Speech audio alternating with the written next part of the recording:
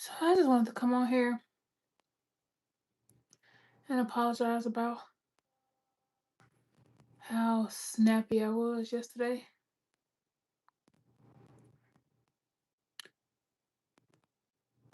But I want to apologize for the way I responded. But I'm not apologizing for a lot of things that I said because that's how I truly feel. I really feel like a lot of people do not understand that I am not okay. I am really not okay, y'all.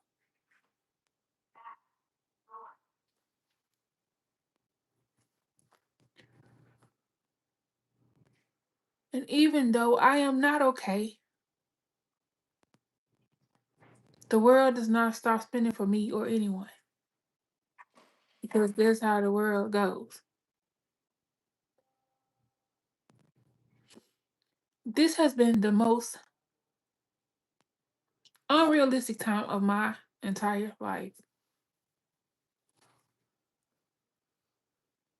Today is very hard. The reason why today has really triggered me is because the nursing home, well, not the nursing home, the funeral home called today and told me that my mom was picked up and was headed to the crematorium. I guess I still kind of like, I guess I still found some small comfort.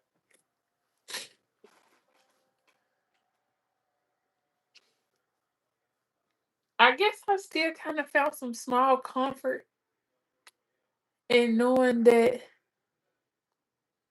she was still physically somewhere, even though she's not moving around. The fact that she's physically somewhere, it brought me some type of comfort. But to know that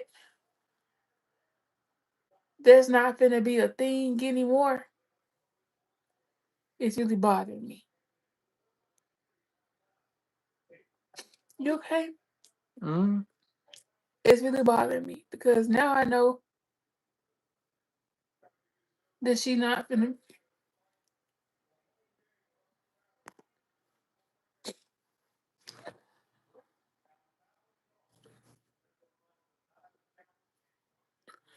This one has hit me a little bit different than my dad because with my dad, he showed no fear.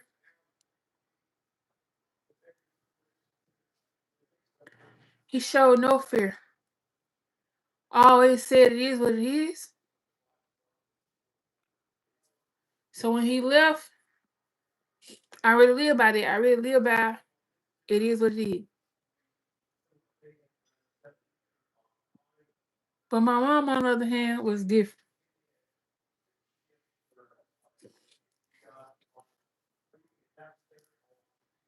It was completely different. Completely different.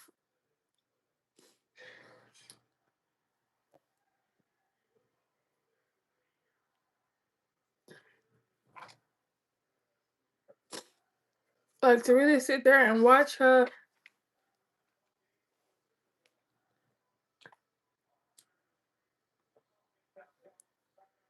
I watched her shake every day. I'm talking about I really watched her tremble every single day.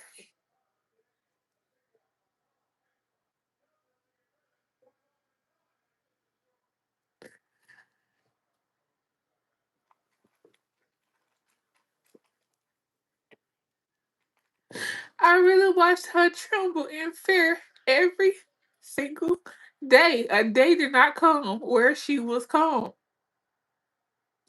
Every single day she had questions. Why am I not getting better? You are getting better. Why is this happening? I don't even know what the fuck how I was even coming up with answers, but I just wanted to tell her something that made sense other than you're dying. Like, that was not even a thought. But to see her be so afraid, to see her be so afraid to die, to see her want to get well so bad, I just did not think God would let somebody like that leave. I just, I really felt in my heart that somebody would, I felt like eventually everyone gets to a point of acceptance. You know what I'm saying? Like, everybody gets to a certain point of accepting that this is inevitable. But I never saw that. I never saw acceptance. I just saw extreme fear to the very end. Like, close the door to your mic.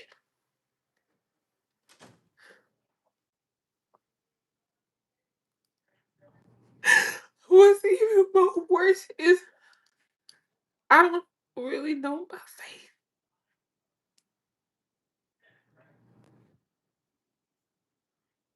faith. I feel weird when I pray.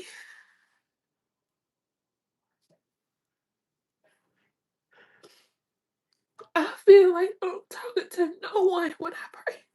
I never thought I could feel like that. I never thought I could. I never thought I could feel like that.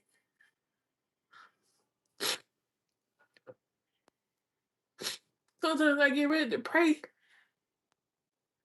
and now I feel like, what's the point? You know what I'm saying? Like, I really feel bad for even saying something like that out loud, cause I know better. But it's just the fact that I just feel like I'm being punished, and I don't know why. I don't know why. I go say, okay, I lost dad. It hurt. It bothered me. It tormented me. I had her to talk about it. I had, and both of them gone.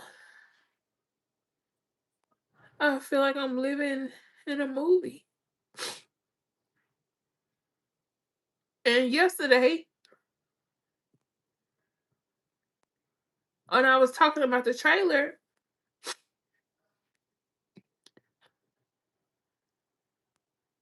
it triggered me because right now I feel like I just really lost my world and I'm really trying to remain normal as possible. And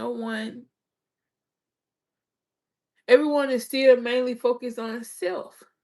Like, I really have people who didn't even call and check on me after my mom's funeral.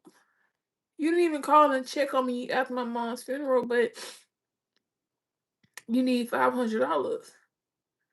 You need me to pay your light bill. You know what I'm saying? Like,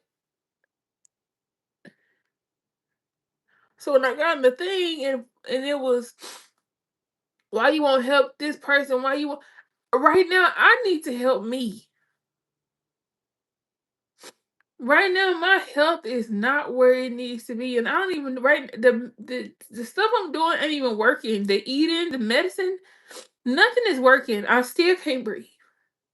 I'm still waking up feeling the symptoms. It's still here. It's still not gone. You know, like, I think I'm investing in these businesses out of fear. Like, I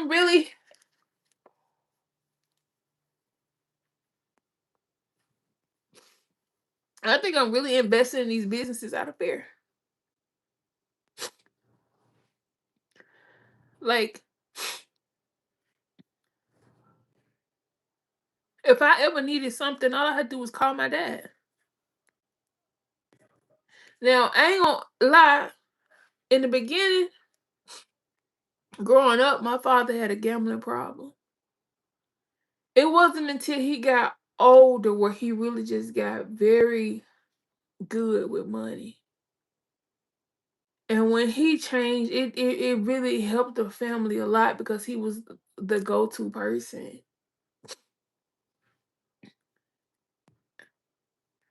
Now I can't make them phone calls. I'm in a panic. I feel like I'm living in a world unsafe. This has also made me question my parenting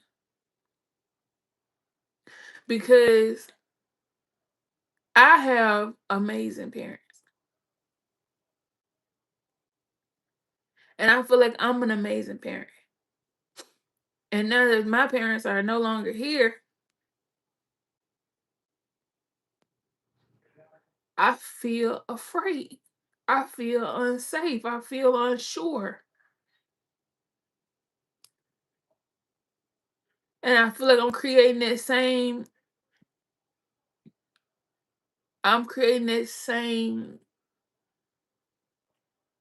dependency for my children. Cause just like now, my daughter, Adriana, got a car. I went and bought it. She don't pay no car note, no nothing. And then I look at Moon Pie, who got a car. She got a car note. I look at my child,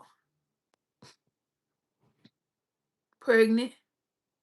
She get pregnant, I go and buy a house. Make to where she ain't over no rent or nothing. Just pay your lights. And look at Moon Pie over here in the apartment paying almost $1,000 a month. No kids.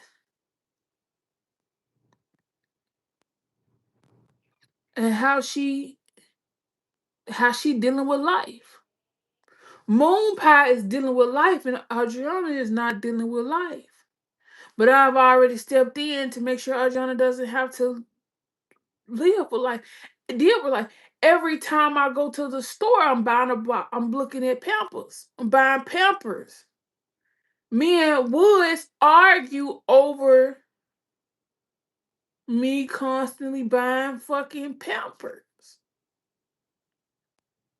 And now that I'm here, I don't even really know if I'm helping her or if I'm hurting her.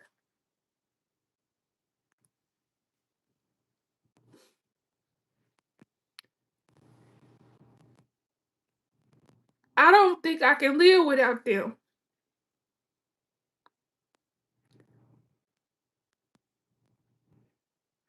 Right now is day 5 of me doing the raw veganism. And I want to call and tell my mama so bad how good I'm doing and how we should do it together. And I just wish I would have, like, I'm not okay. Man, just on some real stuff. I'm not okay. I'm really around here just trying to keep going.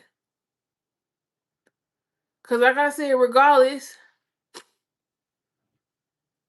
how do you feel alone? Why you and Woods are one?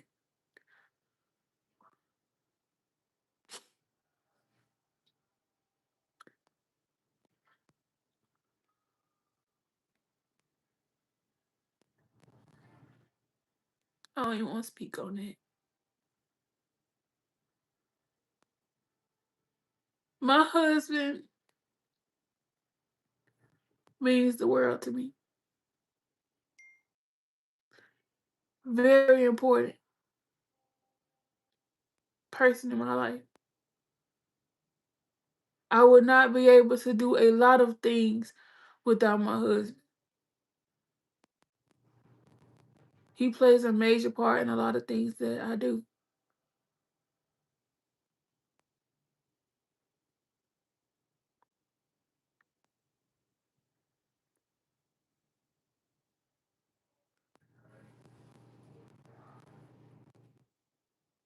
But it just ain't the same.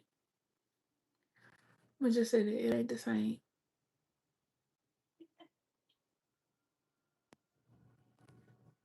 I'm scared of him.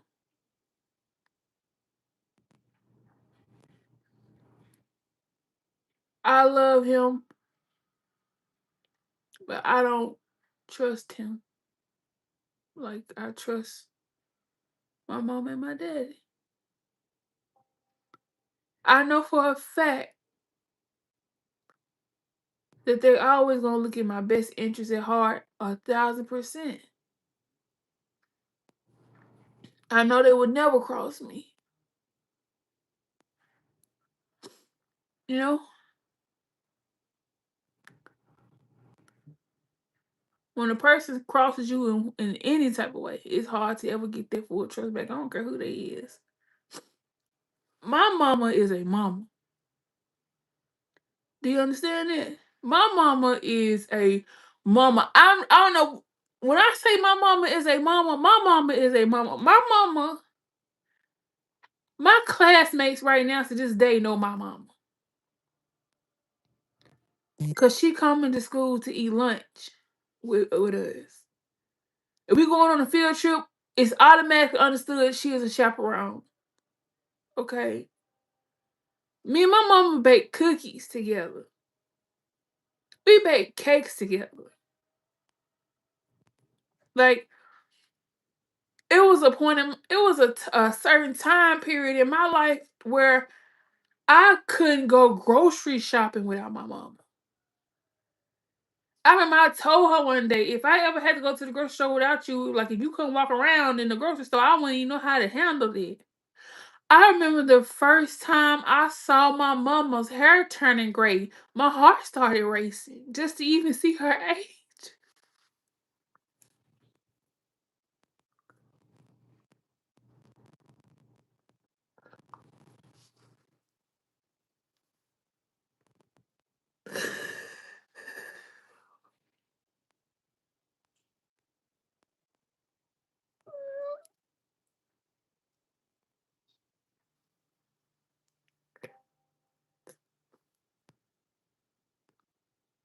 That woman is very important to me.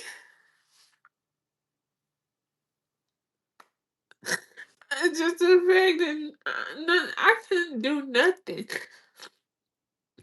And I keep thinking about when I went to that bathroom.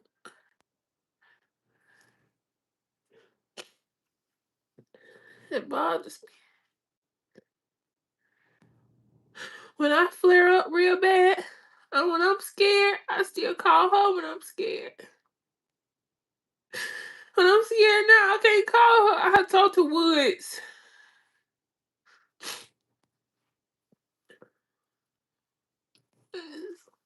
It's just different. But I can't sit around here and be sad.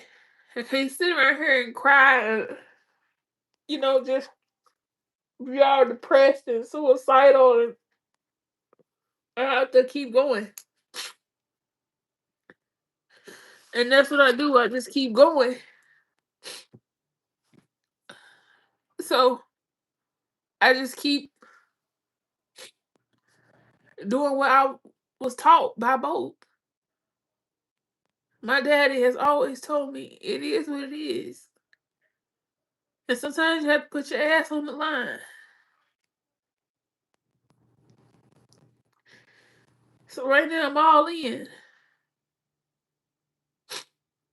My ass on the line with a lot of stuff and nobody even really know. I can't change it. He told me don't worry about the things you cannot change. You know about the things you can't change. So I'm trying not to worry about the things that I can't change. But like I said, when I try to pray, it feels weird. I don't know if God not listening. I don't know if he mad at me. I don't know if it's just me in my head and I just don't know how to accept life. It's just weird though because I know how bad my mama wanted to live. Before I came back to Houston, my mama was in the bed doing sit-ups. doing leg lifts, exercising. And when I saw her, I was so proud. I looked at her like, oh my God, this woman here is just refusing to go down. You know, she refused to go down. She would come up out of here. Like, no, I had no thoughts of anything else.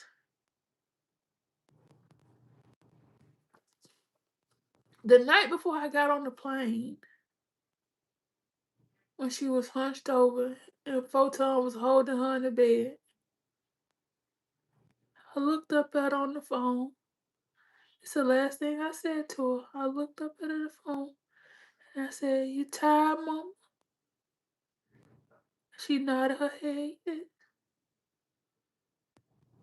And I said, "This gonna pass.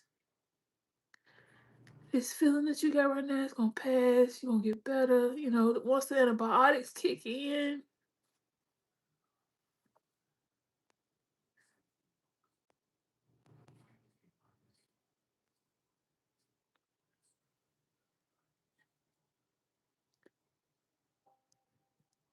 She wanted to be on that food truck so bad.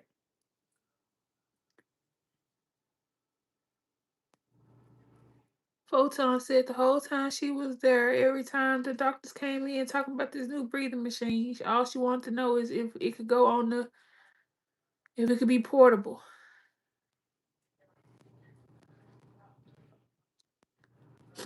Like I said, this is one of the most bittersweet moments of my life. This is one of the most bittersweet moments of my life, and no matter how many things I buy,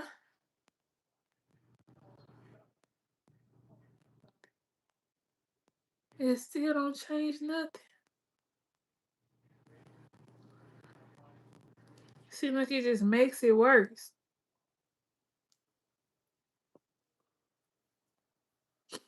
But right now, I said I'm finna kind of like chill out. I already got my hands in enough pots, and I just plan on focusing on those pots that I've already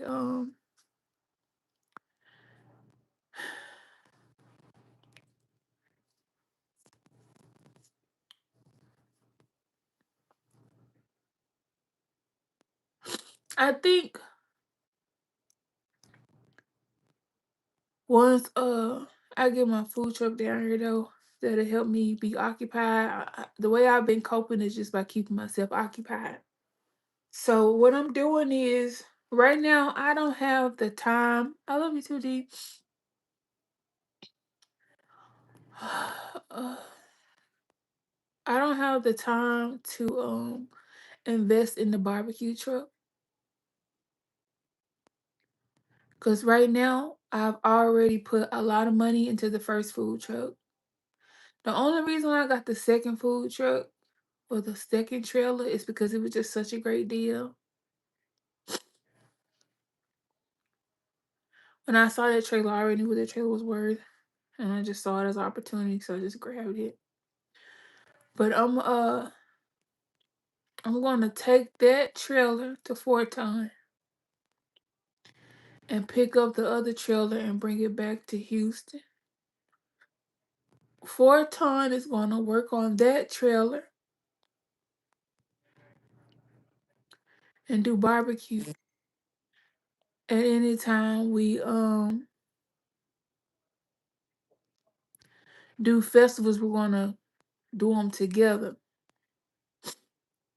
So yeah, I'm taking the barbecue truck back to. I'm definitely taking the barbecue truck back to Memphis, and picking up the other truck. We've already made an agreement with spot. We found a spot up here where we want to park and be at most of the time here locally in Houston. So I'll be able to put more time into that. Um I also have to do some stuff to that house because like I said, the grandbaby is coming. So I still have to get that floor down at that house. And Also, that black truck I got out there, well, we got out there, we want to get it to Duke to have, because right now we have four trucks. We got the Dodge Ram out there.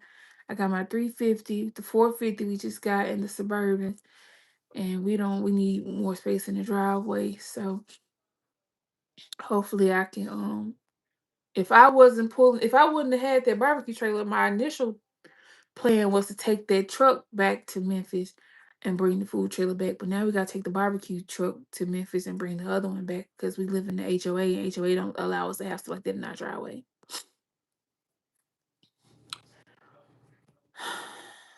But yeah, so I just wanted to say that, like, even though y'all see me on here and I'm still trying to do my thing, I need y'all to understand I'm not okay. Cause when you sit there and talk to your mama every single day and you tell your mama it's gonna be okay, or you call your daddy to tell your daddy about a TV and his response is, I'm finna die.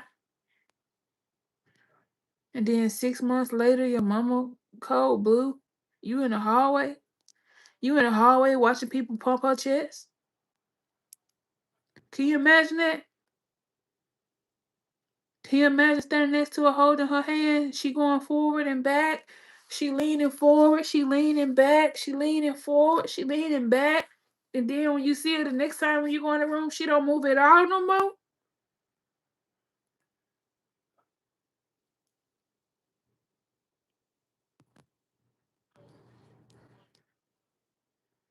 Imagine standing there and you hearing all these sirens and you hearing this motherfucker say cold blue and 50, 60 fucking people going in her room, pumping on her chest, and you sit on top of her. You see her legs going up.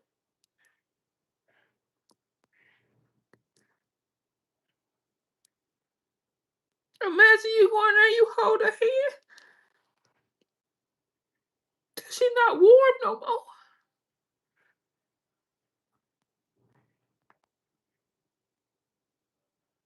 That's a different kind of pain.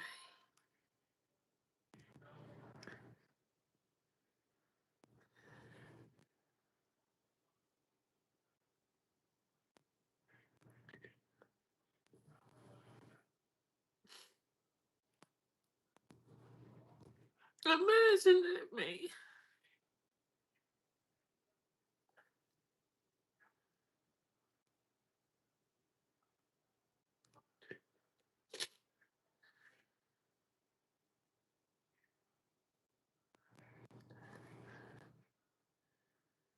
Can't even talk to my daddy about it.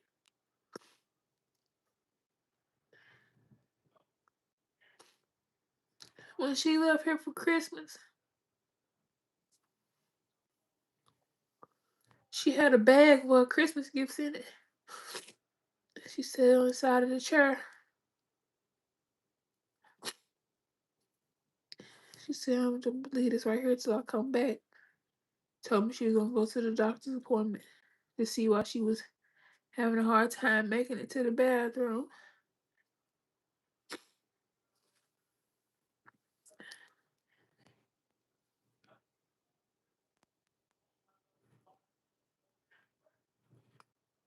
When I came back, I looked at that bag.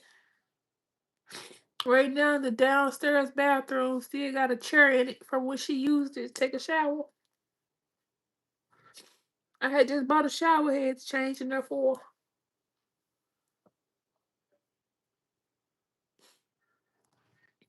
It just seemed like it's unreal.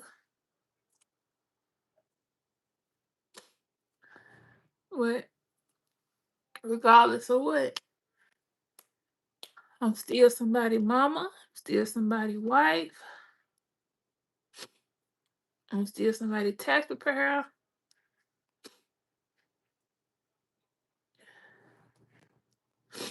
I still got investments around me.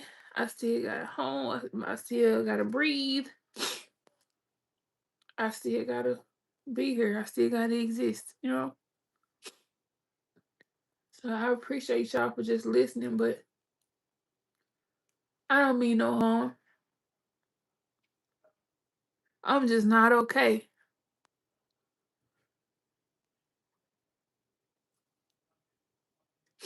That's all. I'm just not okay. Yeah, somebody's favorite rapper. I'm just not okay. But regardless of what, I just gotta keep going. And the more I go and the more things I accomplish, the more I can't tell them about what. But I'll be happy once we get this out the way, though. Like I said, today is day 5 of my raw vegan. I ate the noodles again today with watermelon. I've been eating a lot of nuts. I think tomorrow I'm gonna try a raw vegan taco. I've been watching a lot of influencers. Um, I've been watching a lot of influencers that's doing the raw veganism.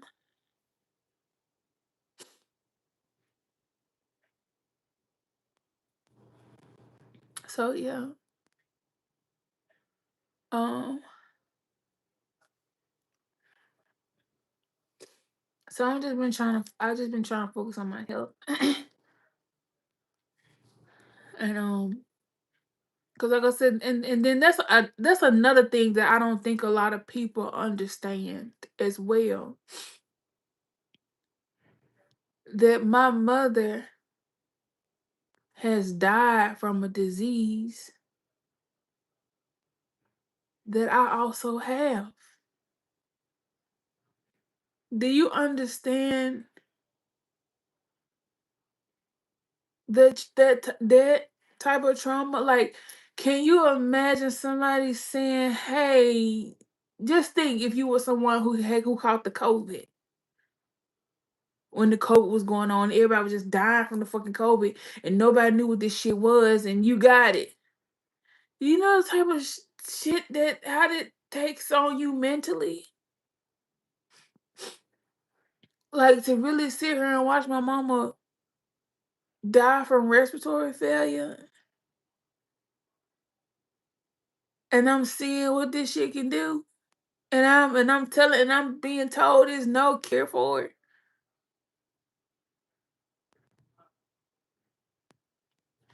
I told my mama all the time. I was like, Mama, I don't really know a lot of people that die from this disease. Everybody don't die from sarcoidosis.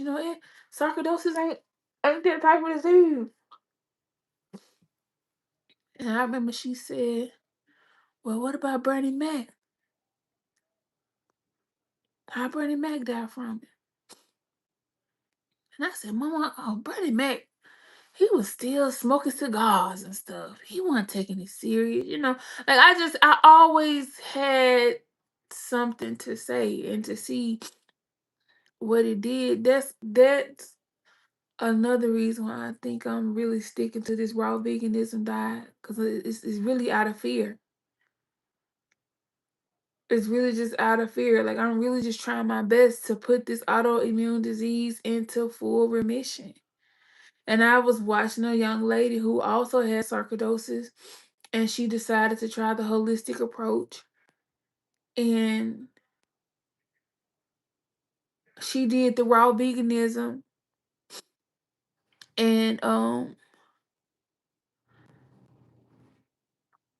yeah, she did the raw veganism, and they see a huge difference in her X-rays. So, but then again, like I said, my mama also told me, um, that she didn't take it serious, and she told me to make sure I go to the doctor, the lung doctor, like I'm supposed to, and told me to make sure I walk.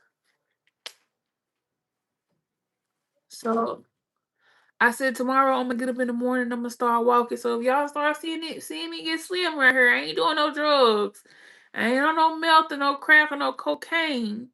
I'm just eating raw. And what I don't like about the raw thing is that I'm always hungry all the time. Because like right now, I just had a full meal and I'm already getting back hungry again. Now I am kind of worried about the food truck because being on the food truck is going to cause a lot of temptation.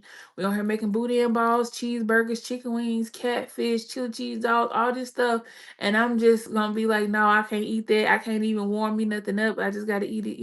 So hopefully by the time I have the truck, I will have mastered a couple of meals that I really like, and it can keep me satisfied to be able to keep going. Now I am kind of worried about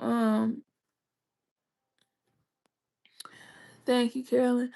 I am kind of worried about I forgot what I was even talking about. I forgot what I was worried about. I don't know what I was gonna say. You was diagnosed with sarcoidosis in '86.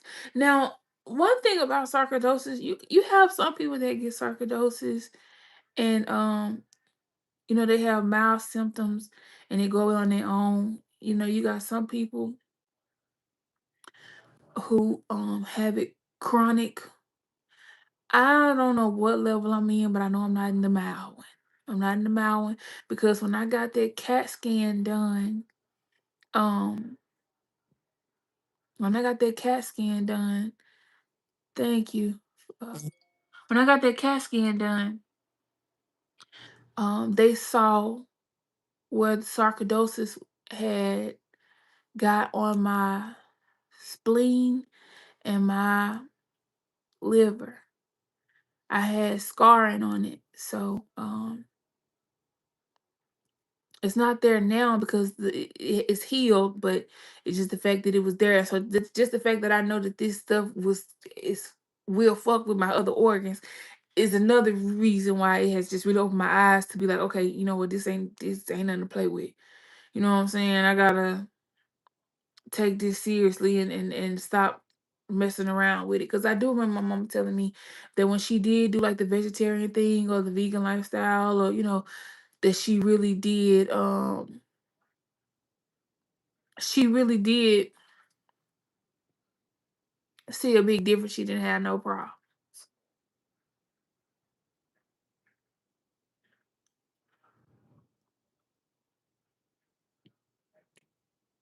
But yeah, with yesterday, I was emotional because I had like a whole bunch of people had reached out to me and asked me for money on the same day, and nobody asked me how I was doing. And when somebody in the comment section was like, "Are you going to help such and such?" It just made me so mad because I'm like, this is one of the things that people don't talk about when it comes down to success. A lot of people may look at me and just see success, but I still don't feel like I'm where I want to be. I still feel like I got a long way to go. I still feel like I'm building. I'm building. You guys are watching. Build. It's not inherited, but if your mom has it or somebody in the family has it, it does increase your chances of getting it. Or it's like my mom had it, but nobody else in the family had it. Only she had it. Um, and that's frustrating because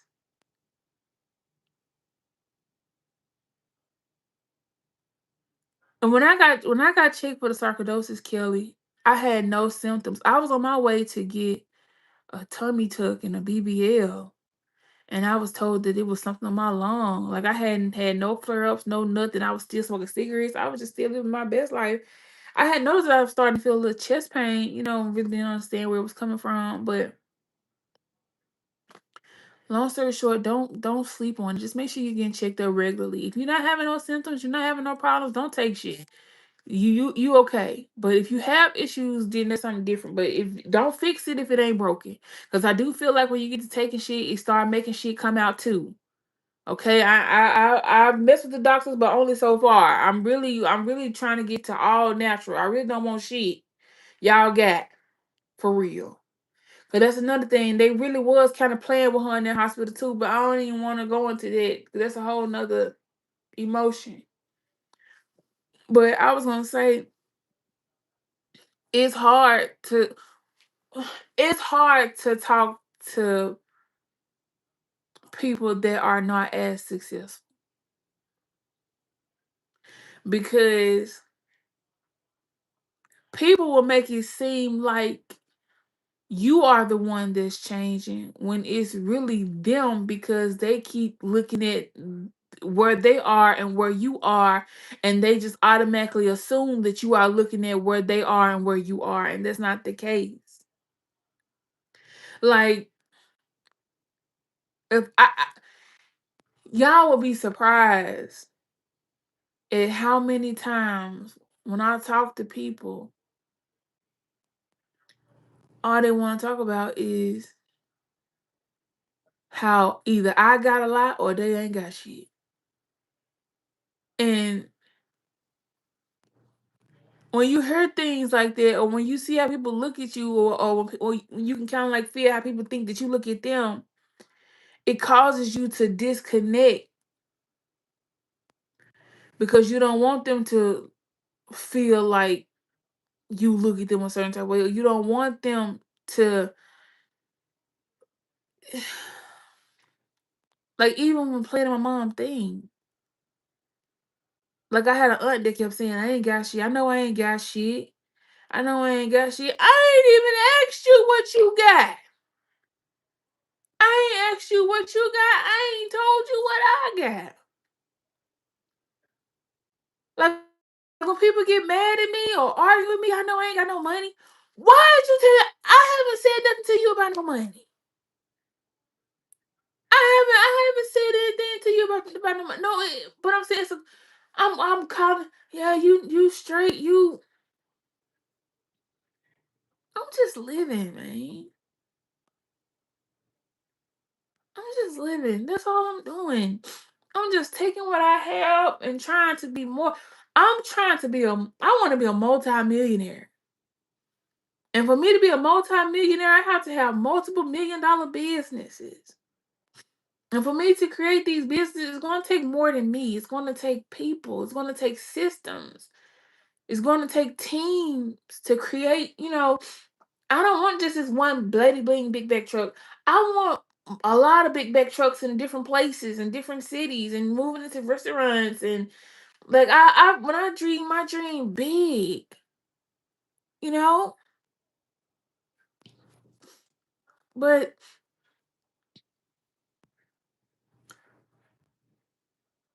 it's just, I don't know.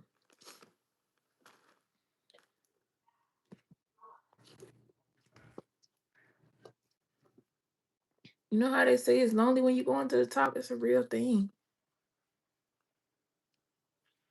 And it's like I keep trying to make friends, and every fucking friend I meet, these bitches be weird.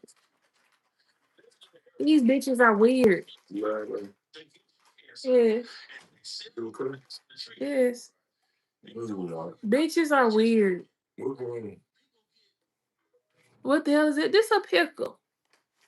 That's me. She think about me. Oh. I'm telling you, these bitches are weird, man. These hoes be lying for no reason. They just weird.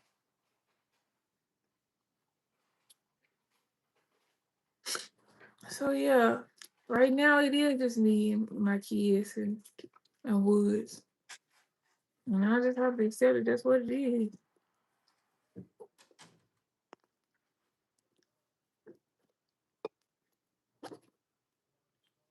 Right. Don't worry about the beggars. Keep people out your business. And that's the thing. Okay.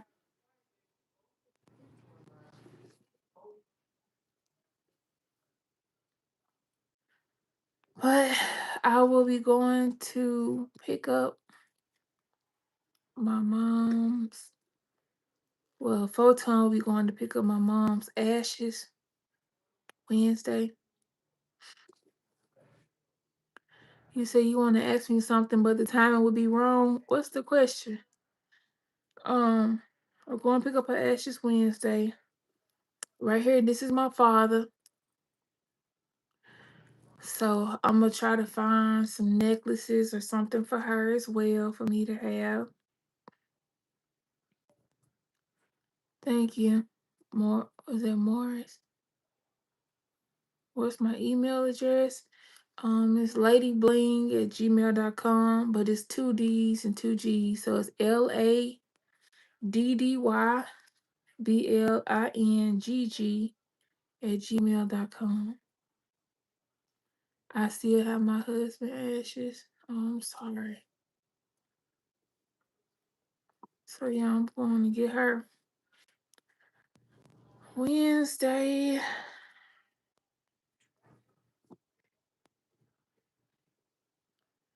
And get that squared away. And I'm trying to decide when I'm going to get on the highway. So my hair appointment, I started for Thursday. My birthday is Saturday. Keep forgetting that. My birthday is Saturday. This Saturday coming up. I'm finna be damn, I'm finna be 37. Nah, how I'm finna be? I'm finna be 30. Damn, how old am I? I'm finna be 36. Lord have mercy. I'm finna be 36, 30. Yo. I'm almost 40. Oh my God.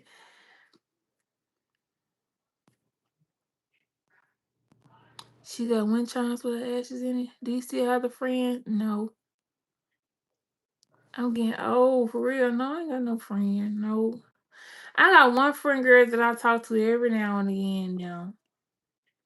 And me and her don't even talk like that all the time. But my dad always told me, fuck a friend, this and that, da da da. And every time I have a bad experience with a friend, I instantly think about what he taught me. Like I don't know. It's like I just don't go. I just don't do good with friends.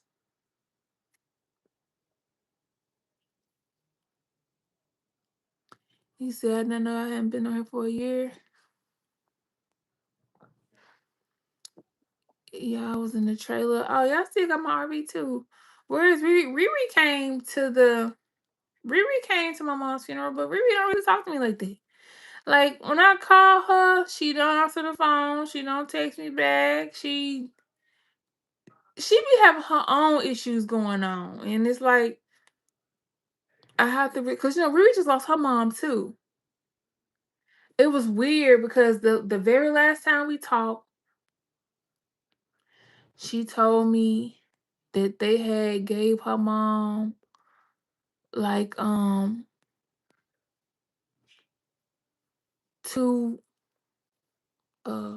months ago. They gave. She told me that they had gave her mom 2 months to live, and me and her cried and talked and stuff on the phone. My dad passed that Friday, and her mom's service was that Saturday. So it was like when he passed, I was on the highway on my way to the house to be there for him, and her mama stuff was already going on. So I didn't even make it to her mama thing, and it was very stressful for her. You said, Bling, no disrespect. Please, please do let me bother you. How did you or where did you get so much money from? Is it all from YouTube and nails? It's all from social media and taxes.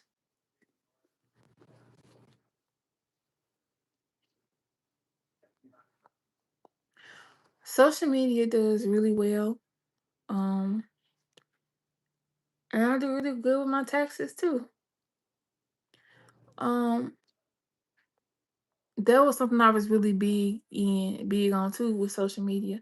Right now, our TikTok is at like 400,000 views. I mean followers. My Facebook is at 291,000 followers. My Instagram was at a little over 100K, and I get paid from all platforms right now. It varies. Sometimes we have $10,000 months. Sometimes we have $2,000 months. Sometimes we have $20,000 months. Text time gives me a little boost, but that's it. I'm gonna tell you, people look. I ain't really got no money like that. I am a marketplace junkie, girl. I'm a marketplace junkie. I'm a YouTube junkie. I mean, I'm a Goodwill junkie. A lot of people don't know that. Ain't shit I got brand new. That motherfucking Suburban 2018. That F-450 I just bought 2008. That motherfucker old as hell. 2008. Okay, that Dodge Ram, I think I got paid $2,000 for it. Like that house I bought foreclosed. The damn floor falling in. I gotta go and get some motherfucker going there, put some jokes or some jacks or whatever the fuck they say. I don't even know for real. I ain't even got the lights on in that motherfucker yet. Like, for real. I just make this shit look good. But it really don't be that. I really just be I really like to go to the casino. Okay? And I'm buying shit and trying not to go to the casino because I'm like my daddy. Cause as long as I can go to the damn ATM with that card to go to the teller and tell them to give me 1,000 or tell them to give me 2,000 or give me another 500, I be in that motherfucker constant going to the video poker and where's the gold and where's the cash and sun moon and all that shit. I be in that motherfucker for a month. Like real talk. I really be in that joint gambling my soul away. So how I have been like trying to get myself to come up off of that, I try to stay away from that motherfucker. And instead of doing dumb shit, I buy shit. And when I go to the store, if I see something I want, and I get to telling myself I can't have it, or that's too much, I think about how I put $100 bill in the machine and don't think shit about it. Now here I am looking at some shoes for $37. And I done gave myself every reason in the world why they too much or I'll get them next time and all this shit. But when I'm in the casino, $37 ain't shit. I done pushed $15 a butt in that hole before. $12 a push. Just I done bought shoes 15 times in this motherfucker. And they ain't thought nothing about it. You know what I'm saying? So it's like, yeah. So no, it ain't. Trust me, a lot of I'm telling y'all, my earrings, all that shit come off Sheen. All my clothes come off Sheen. All my shit in my house come off the Goodwill. Okay, it come out the damn Goodwill. Right now, I'm doing the raw vegan thing. When I'm getting ready to buy my fruits and vegetables, I go to Aldi. I'm not finna give nobody $2 for a bell pepper. If it ain't 50 cents, 60 cents, I don't want it. If my cucumber more than 32 cents, 40 cents, I'm not finna buy it. $1 too high. So I don't I don't have it like that. And then another thing, I spend like a person that's always preparing for the worst. I hate that because I feel like that's a form of manifestation. Like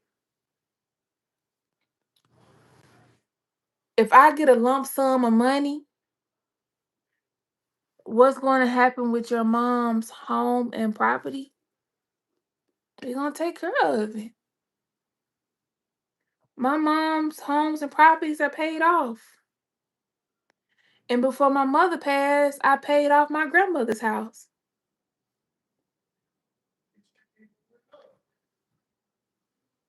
She was ripping her mama's house, and I paid their house off.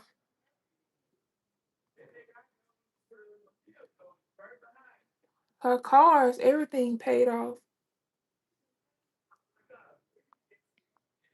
So I mean, all we can do is take care of it. They didn't leave us now. My parents didn't leave us out here messed up now.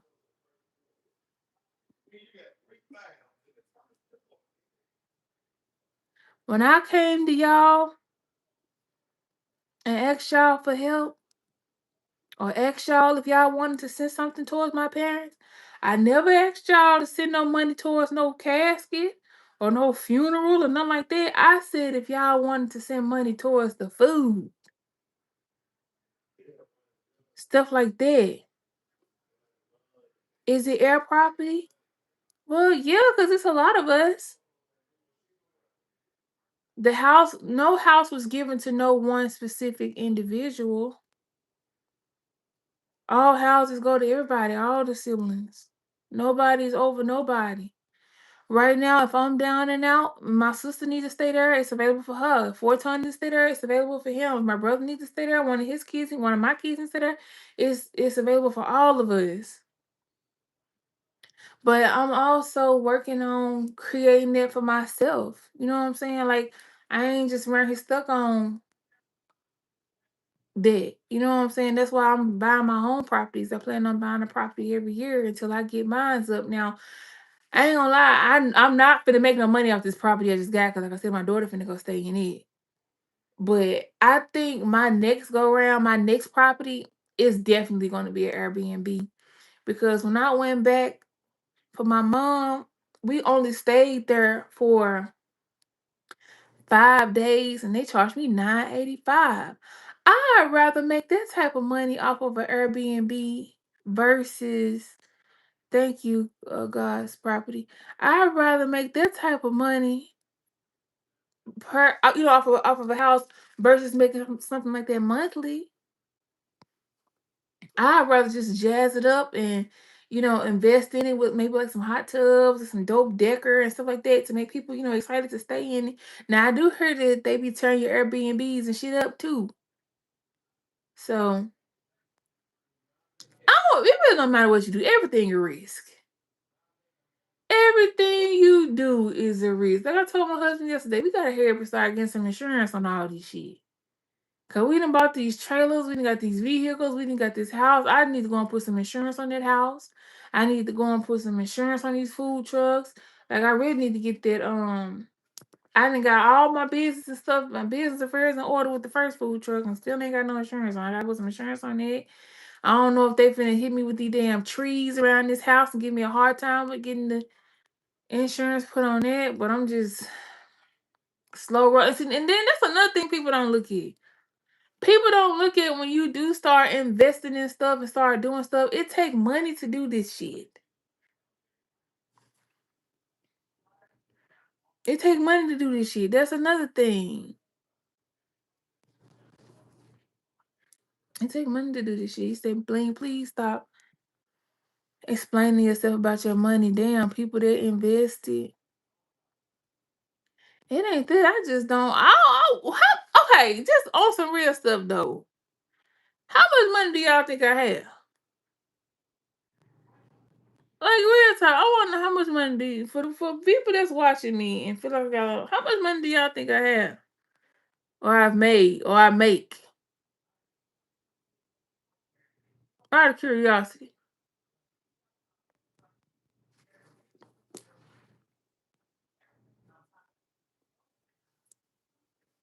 how is your father doing? What?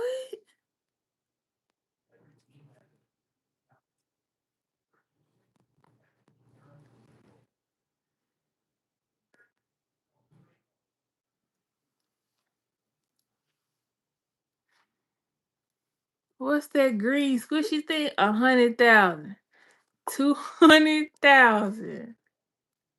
How is your father doing? My father passed in September, Marie.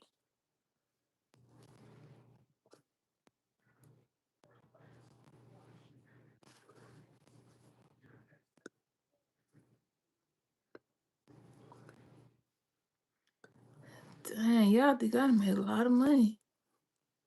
That's crazy.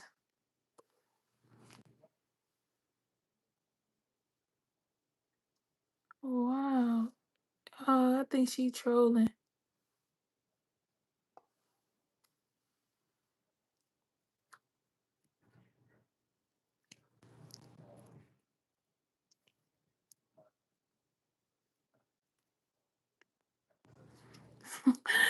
I'm not saying security. Somebody block Marie. Yeah, somebody blocked Marie.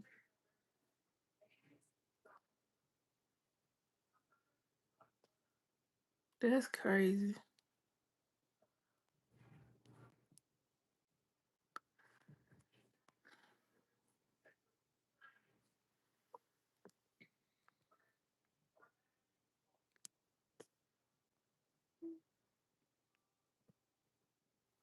Mm.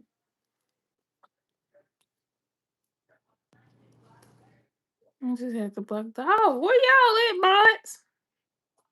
How did Marie get on there that many times? I gotta add some more mods now. Let me go find some more mods. Hmm.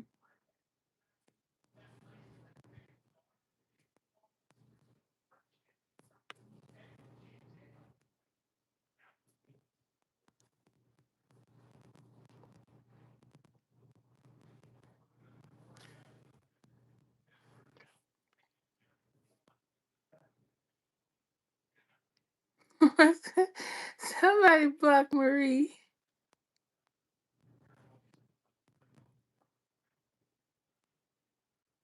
This a pickle. No, you alright. You ain't bothering me.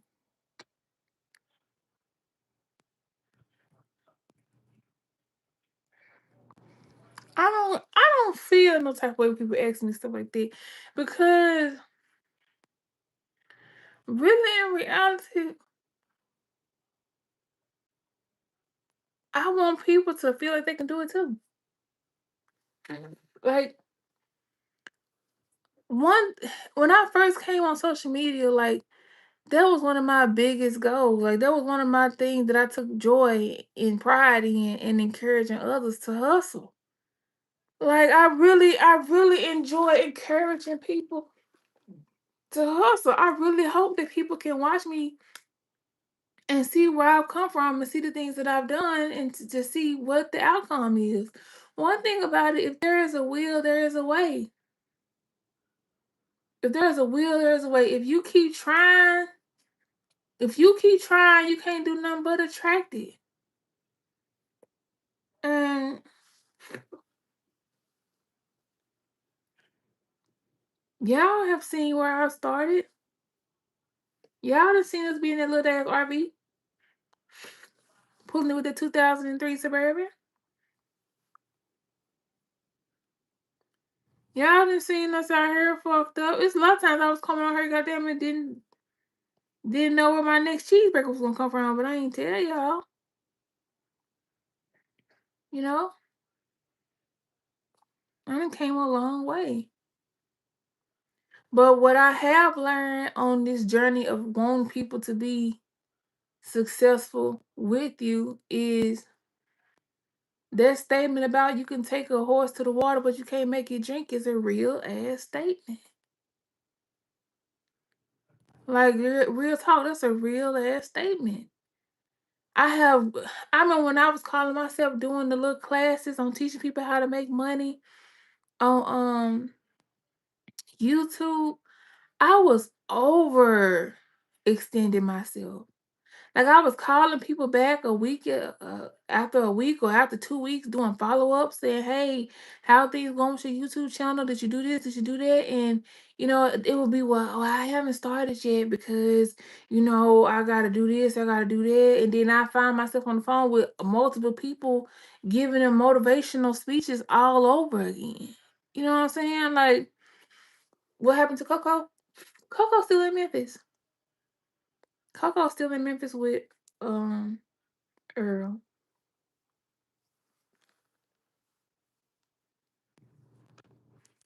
So, am I dehydrated? Why a dent right there? But yeah, I was overextending myself to people. I don't know if anybody watching me from that time frame when I was doing the YouTube classes, when I was calling people, doing one-on-ones with them and doing follow-up calls with them and asking them what was going on with this and what was going on with that and tell them, hey, you just got to start, you just got to do this. I don't give a damn. You can talk to a person till they turn blue in the face. Everybody is not meant to do certain things. And that's okay. Everybody is not meant to be an entrepreneur. That's okay. Some people are meant to be workers. That's okay. You know what I'm saying? Everybody ain't meant to be a content creator, and that's okay. Fear holds a lot of us back.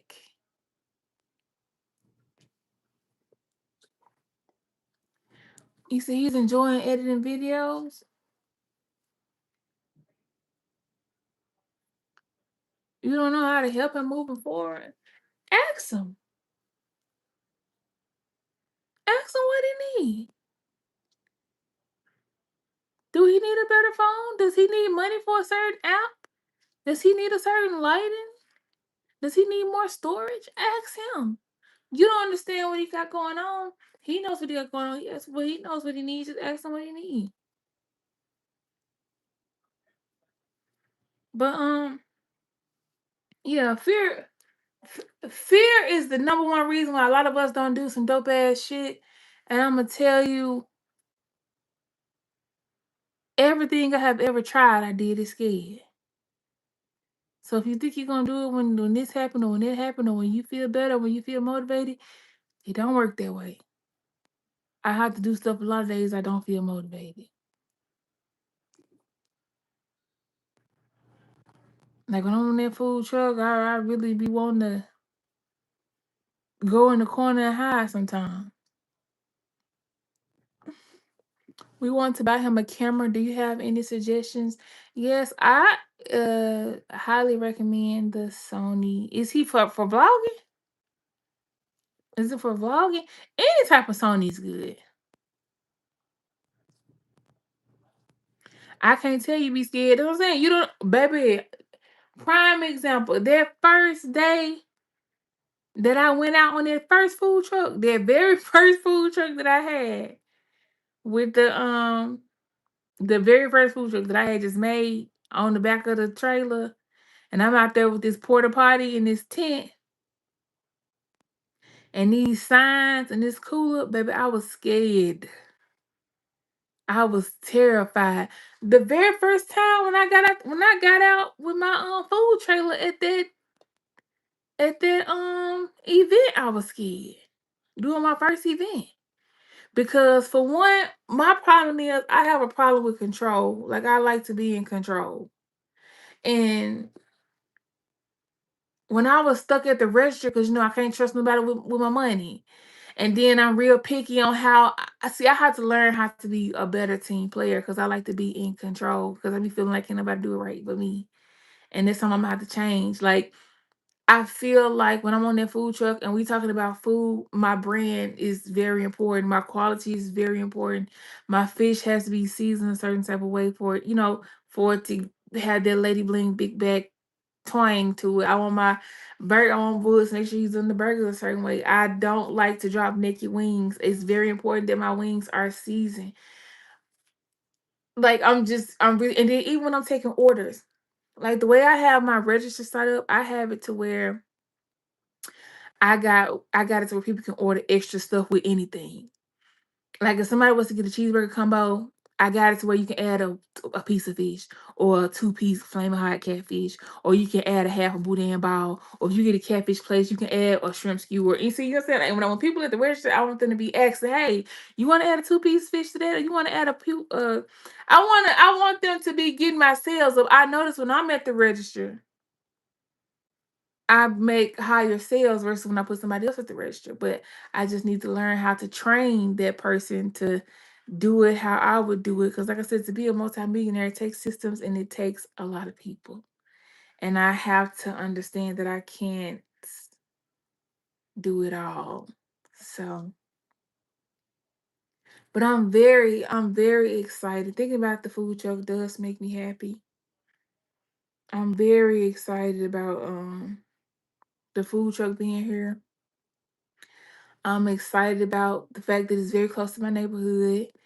I feel like it'll help, I feel like we got a chance at getting the neighborhood. The parking lot that we're in is in a tire shop is in the lot, a convenience store, a daycare, and a little nightclub that jumps every once in a while. So, and then it's another middle school right behind the store. So we in a pretty nice location. Yeah, everything and but that's for anybody though, D. You say you amazing. Almost everything you try works. Almost anything anybody try works. Almost anything. I'm gonna tell you the key to any business is marketing. I have said this so many times. The key for your business to be successful is your marketing. You can have the best cheeseburger in the world. You can have the best t-shirts in the world. You can be the one of the finest barbers, hairstylists, housekeeper, landscaper. You could be one of the greatest to do anything in the world. But that does not mean anything if no one knows that you don't even exist. You know what I'm saying? Like I tell you all the time to look at Burger King, look at McDonald's. McDonald's is one of the biggest food chains in the world. The biggest food chain in the world, and McDonald's is going to play a commercial like nobody knows them. They want to be a part of the Super Bowl. Look at the Super Bowl. The Super Bowl have some of the biggest, heaviest hitters paying millions of dollars just to be seen for 15 seconds. Everybody know Coca-Cola. Everybody know Budweiser. But they still put money into their marketing like nobody knows them. It's just like I heard this guy, he was talking about Future, the rapper. And he was saying how it's gonna be in Houston next week. He was saying how Future had just put this song out and he spent $50,000 on marketing. Everybody already knows this rapper. He's known worldwide. Now here you is a rapper. Nobody knows you. You put your video on YouTube, you got 100 views, if that. And you think you ain't gotta put nothing behind you ain't gotta put no type of money behind what you got going on. Another key thing is you have to offer something. You have to offer the people something that they cannot refuse. That's a marketing technique my daddy gave me. You have to give a person a deal so real, so out of this world that they don't have a choice but to try because they're gonna feel like if I don't hop on this train right now, if I don't be a part of this, I'm going to miss out. And it's so cheap, or there's no way I can lose from getting it. It's worth trying anyway. Like you have to market based off what you want that person to feel. And I got that from a friend, old friend girl. Like you have to, marketing is important. I'm telling you, when I'm on that food truck, I will cook certain things that nobody has even ordered. Walk out and get the plate in the sun, take a million pictures until I find that one that makes people want to eat it through the phone, and I will post it. And I would do that 3, 4 times a day, every single day. I could have sales. I'm going to keep pushing like I have none. I can have no sales, and I'm gonna come on this motherfucker and act like I done sold out, and I ain't sold a cheeseburger. Like for real, I would come on there and be like, "Oh my god, I just sold my last one. I ain't got no more. I ain't even sold one." But when other people see, oh my God, she done sold out, that shit good. You know what I'm saying? Oh dang, they jumping like that. I gotta get in there before they get gone the next time. And I ain't even like you have to I ain't gonna say play on people's emotions, but you have to market towards people's emotions. If you know you have an amazing product, if you know you are creating an amazing service, your goal is to get your product in that person's hand, get your food in that person's mouth, that person to sit down in your chair, get that person to purchase. Like, if you know what you got is that, don't worry about the money right now. That's coming. That's gonna come. Sometimes you have to give a little. Right now, sometimes I know you want that $50 a sale or you want that $20 a sale, but right now that $5 a sale or that $10 a sale is still more than zero. So do you want the 10 or do you want 0? You gonna keep going on 0 till you get to 20? Or you just gonna take the 10 till you get to 20? Or you just gonna take the 20 till you get to 80? You see what I'm saying? Like, I ain't gonna lie though, I'm very confident in my marketing skills. And that's another reason why I have made a lot of money. Because anything that I have tried or I've touched, I've always figured out how to sell it. I've always figured out how to sell it, whether it was a tax client, whether it was a nail client, whether it's selling food, whether it's getting into content creation, whether it's like I've always, if I put my mind to it, I can do it. But right now, I said this year I want my main focus on me. I'm tired of eating with these two little bitty ass teeth. Okay. I need to go and get my teeth fixed. I need to put my big girl drawers on, go and fly over to Turkey and get my teeth done. I've been saying something about my teeth for years. I'm ready to get my health in order. I just watched Carlos go from walking around with an afro to getting her hair done faithfully every 2 weeks. Who is this monster? I don't know. But if she can keep her hair done, I know damn well I can keep my hair done. Now, what I don't like about these wigs taking my little edges out, making my motherfucking forehead protrude a little bit, give me a 5 head. But I really want to wear a wig for my birthday. So I'm gonna put this wig on for my birthday. Carlos already colored it. And I want to start, really just getting into myself because I was watching this other young lady. Um, I was watching this other young lady who had a food truck, a very successful food truck, and every time she came on social media, she just looked so good. She had her hair done, she had her makeup done, she had her nails done, and I'm very consistent with being on social media, but I would come on social media any kind of fucking way, and I want to change it. Like for real, I would come on here, hair done, hair not done. In clothes, no clothes. Like right now, I'm sitting here with a towel on my head with no damn bra.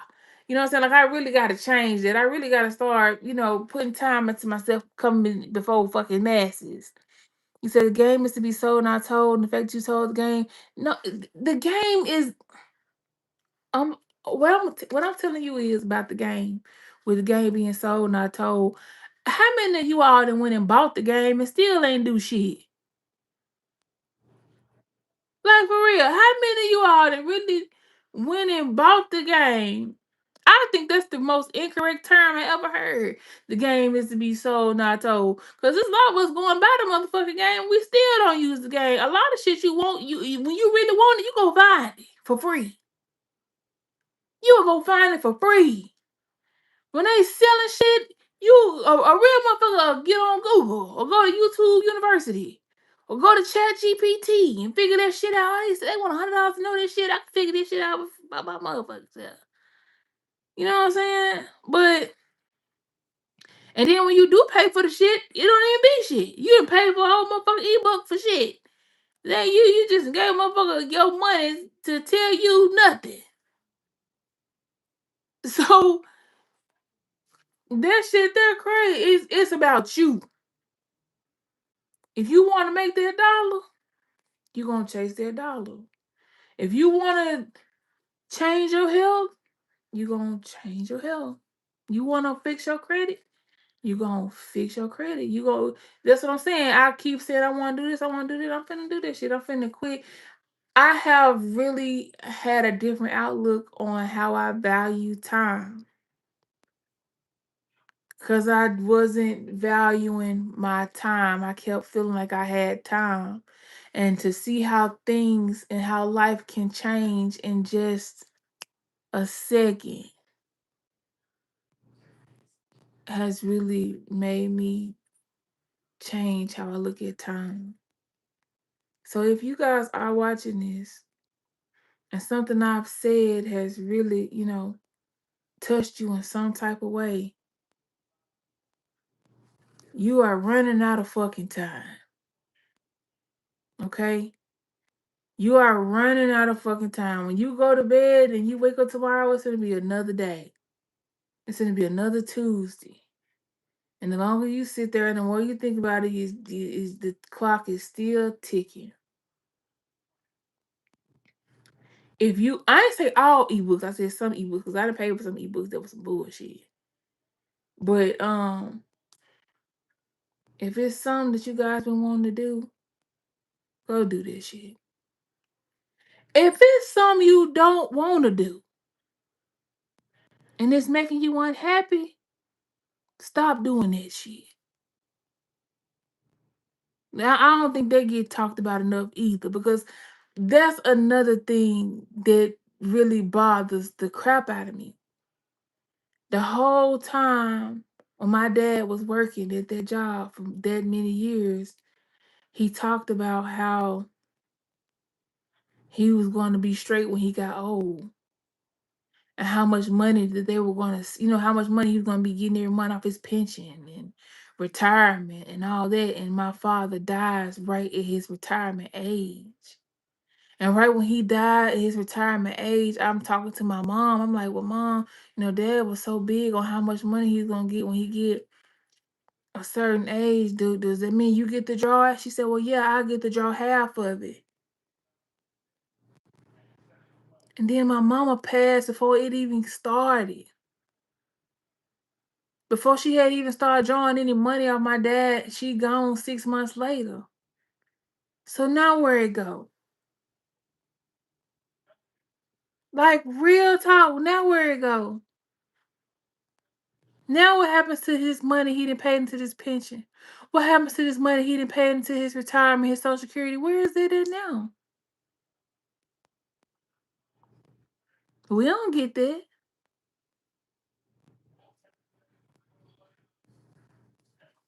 But I've seen him get up and go to them folks' job with them work boots and their uniform and work 16 to 17 hours for many, many fucking years. And I'm talking about many, many years. I'm talking about 30 years.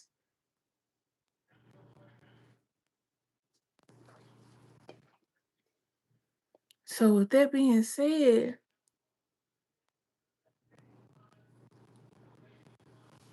you're running out of fucking time. And if it's something that you don't like doing, stop doing that shit. You going to that job and it's making you depressed, you need to go do what you really want to do. Because I ain't never understood that celebrating your life and enjoying life when you 70 and 80 any fucking way. I don't want to go no goddamn Paris or out the country when I'm 73. I mean, I want to, but I'm saying I want to go now and then. I don't want to just not be starting. I want to go now and I can still throw some ass back and drink mimosas and shit. You know? And I can still put that shit on. I don't want to be, not saying that you can't if you're 73, but y'all understand what I'm saying. But tomorrow I ain't got nothing going on.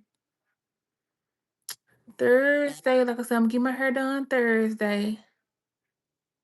Yeah, he only had my mom on there. I'm gonna go. I'll go get my hair done Thursday. I think we're gonna leave out for Memphis Friday. Do the swap. I don't know when we're coming back, but he gotta be back before Sunday. And I'm hungry again, and I gotta poop. So I'm finna get off because we get you and your motivation for us, but please, please, what? What I was gonna say? Um, one thing about the raw veganism, you get hungry all the time. You get hungry fast, and you gotta constantly go to the bathroom. Now, I don't like that side effect of the raw of the vegetarian thing. Bling, we have to start working on all those things for not us, but for our children's future. I understand. What things? What things you talking about? Check B with a social security for your dad would be a 401 CD stocks. I don't know. I tell my sister to look into that or something, but I ain't looking for it. Regardless of what, he didn't do it for it to be for us. He was trying to take care of the older him, and I don't want to talk about that because I ain't there no more. I don't want to talk about that. It makes me sad when I think about that stuff. I think there's a little dent in my leg. I never noticed it. I think me eating all that watermelon, I'm getting a lot of fluid off my body too. I done said a mouthful today. Well, I'm glad somebody listened to me. What I ate today, stop talking about everything you feel. Why? I ate the same thing I ate yesterday. I did the same thing. The noodles and the watermelon. Stop talking about everything I feel. What you want me to talk about? That's the only reason why I come on here. I only come on here to talk about what I feel, talk about how I think, talk about how I see things. What? She must be new. This is a transparent channel. But I'm saying though, if you feel like I'm over talking about stuff, why you keep okay. No. I don't feel like doing that. But yeah, I ate the same thing I ate yesterday. I made so much of that sauce with the avocado, and it's so good. I don't want it to go to waste, but I ain't gonna lie. Today I am kind of tired of eating it because I ate it like 2 times yesterday.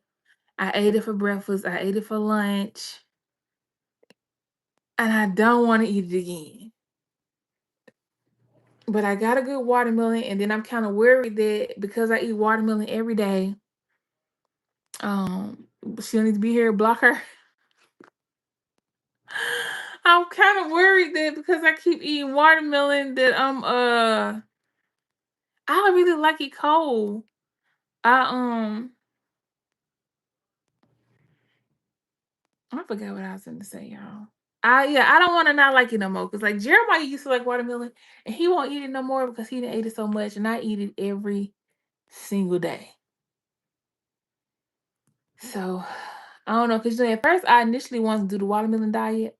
Like I was seeing all different benefits of the watermelon diet. Like it is a natural diuretic. Like it really flushes a lot of fluid off. So it's like I try to incorporate watermelon in everything that I do. And right now Aldi has a lot of sweet watermelons. And when I see they got a good batch, like I be constantly want to go up there and get one. And so when I see that it's sweet, I instantly put it in the refrigerator. Oh, thank you. Is it Angel? Do you want us to block or time out? No, you can block. I feel like I can sell water to a well, girl. That's how I be feeling too. Girl, that's how I feel. When I tell you, I'm so ready to get out here in these Houston streets. Now, I ain't gonna lie. At first, I was scared. At first, I felt like, oh my God, I'm gonna bring this food truck to Houston. Don't nobody really know me here. All my viewers on social media are mostly in my hometown. So when I get the advertising this time, it's not gonna be going to the masses like that. Oh, tell them I said thank you for listening. But I created a Lady Bling Big Bag YouTube. I mean not YouTube, Facebook that I've been trying to like separate to like put some traffic towards. So I got faith. I got faith. Like I said, I think I'm going to do a grand opening of free. I'm going to do a grand open. Have you ever seen that where somebody open up their restaurant and they do a whole free day, or they do something for free? Like I'm gonna have to give something away. Like I gotta get them to. Once I start getting them in my presence, it's going down. I ain't really just went into deep thought about it, but I'm nervous, but I'm not nervous. I've never had to spend no money towards advertising like that, but I think because I'm in a new city, I'm thinking about it because y'all know how and how Facebook and Instagram has it to where you can pay for the promotional posts. I'm thinking about doing some promo posts, like maybe recording like a little video or appetizing video, like showing like my most captivating photos and moments and all that, blah blah. And just putting a little money behind it, like $100 or something like that behind it, and just run an ad within 5 miles of the food truck. But like I said, I'm in a good location though. I'm on a very busy street. Like I said, I'm by some schools, I'm by some businesses, and I'm very confident in my product. So I'm very confident. I feel like it's going to be amazing. I'm really excited. I am, if anything, I think I'm kind of nervous about it becoming overwhelming because this is not something that I wanted to do full time. This is something that I wanted to do just part time on the weekends. And when I was talking to Woods, he was like, "So you mean to tell me we just went about this and we just gonna sit on it and this and that, da, da, da?" Cause I was thinking completely different from how he thinking, but he like, honey, it's money in this stuff. Like, I don't think you really understand what we have here, and da da da. Cause I was like, okay, well, I got the food truck, so what you finna do? you know, like, what's your next move? He was like, what? So we not together on this? We not finna do this and that, da da da. Cause like I said, that food truck, it takes at least 4 to 5 people to fully run it, cause it's such a big truck and we have such a nice size menu. But I think I'm gonna kind of like tone it down some. That's another thing. I don't know where everything is here. See, back home, I know who has my type of catfish that I like, the price that I'm willing to pay, what's the best ground beef, who got the here, I have no idea. I have no idea where to get my fish from. I have no idea where to get my wings from. I don't know if they carry the seasonings that I like. Like, I haven't really been out into the food world here to know what they have, but I'm pretty sure with this being Houston, they should offer more, if not better, than what Memphis has to offer. And then there is also online too. So, yeah, I'm searching. I'm gonna get matter of fact, I'm gonna get on the prowl. Right now though, I'm fully stocked. Um, right now I actually have a lot of food in the food trailer right now. So that's why I'm thinking about doing a little free thing because I really can push it for a day. Cause I was thinking about I had initially wanted to set up on my food truck on my birthday. Yeah, me too, Paulette. You said I come work a week on the truck, and I'm wondering if it's going to have to get to that point because, like I said, when I first started out, my children always help, but then they start going left when it becomes overwhelming. Like, you know how when you first start doing something it's fun, it's exciting, but then when you have to do it, like I said, the part of entrepreneurship that don't get talked about, the days when you don't want to be fucked with, the days you're not motivated, the days you don't want to cook, and you still got to get your ass out there because people still want to eat. My kids ain't got that in them. I ain't going today. I ain't coming up there, and then I'm stuck alone. Not free, do like $3 deals. I would do a free. You know who I saw do that? Pyros. I remember when I saw the very first Pyros pizza. Pyros pizza was open on a grand opening, and everybody was allowed to have one free pizza, and they took off. We was all down there getting the free pizza, trying it out. It was free, and they are a major chain. You don't want to overwhelm yourself though. When I tell you, I love their food out of any hustle. I have said this so many times.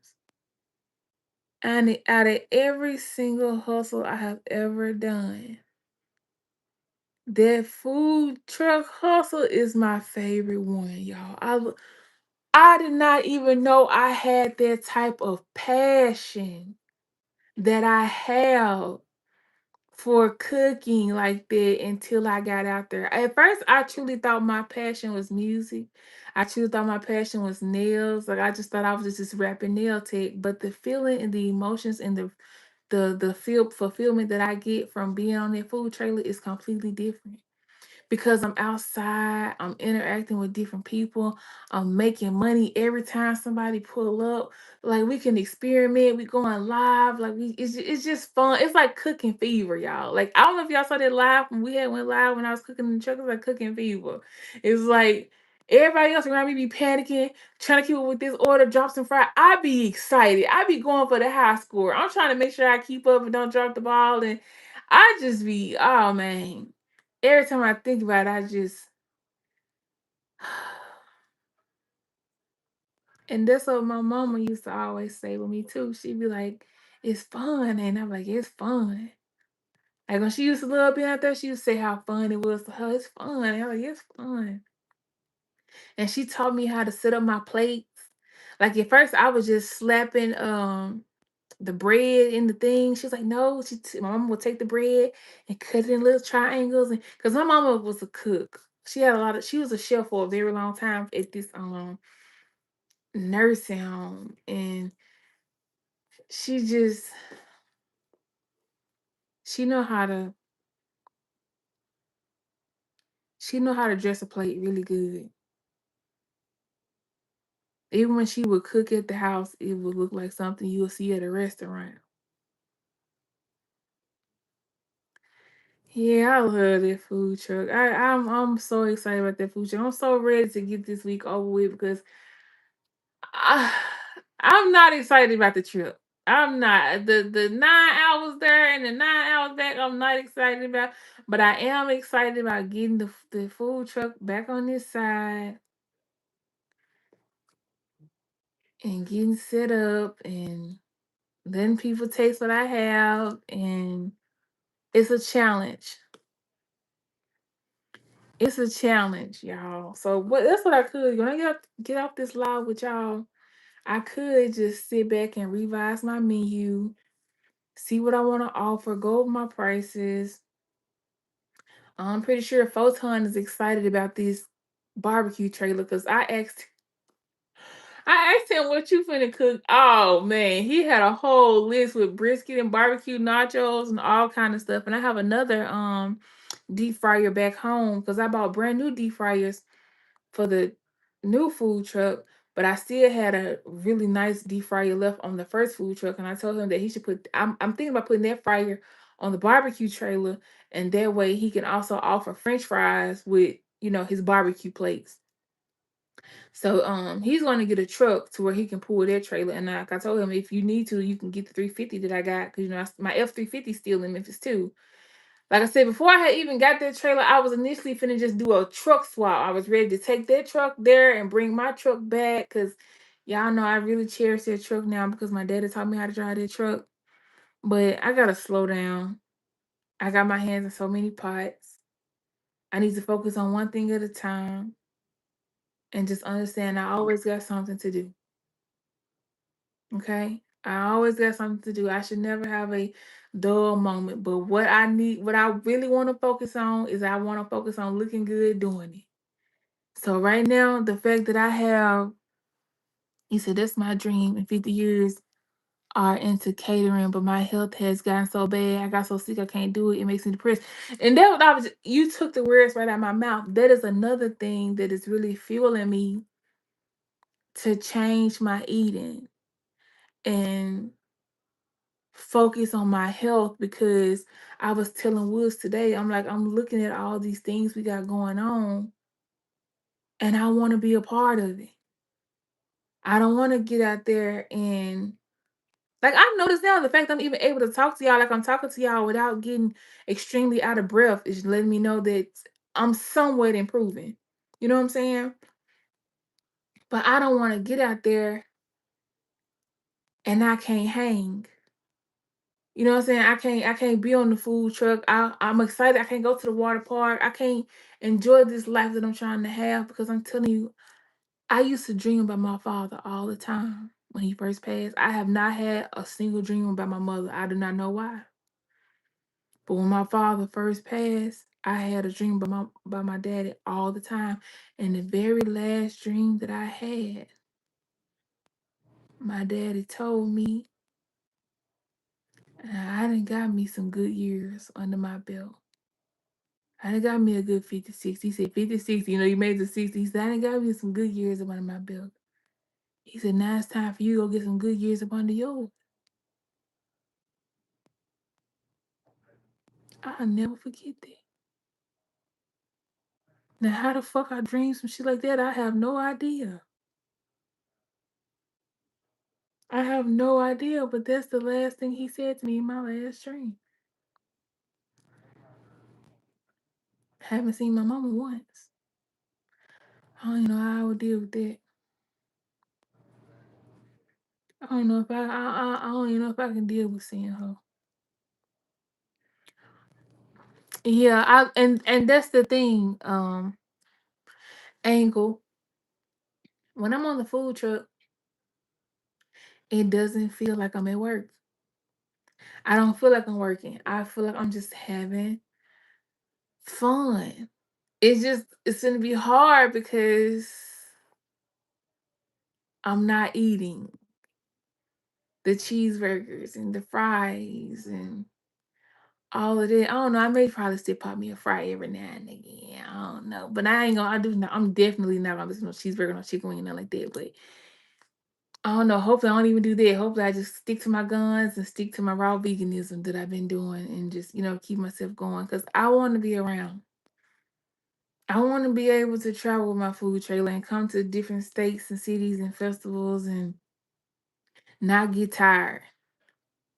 To be, happy of what I see when I look in the mirror when I'm out and just yeah, y'all get where I'm going with this.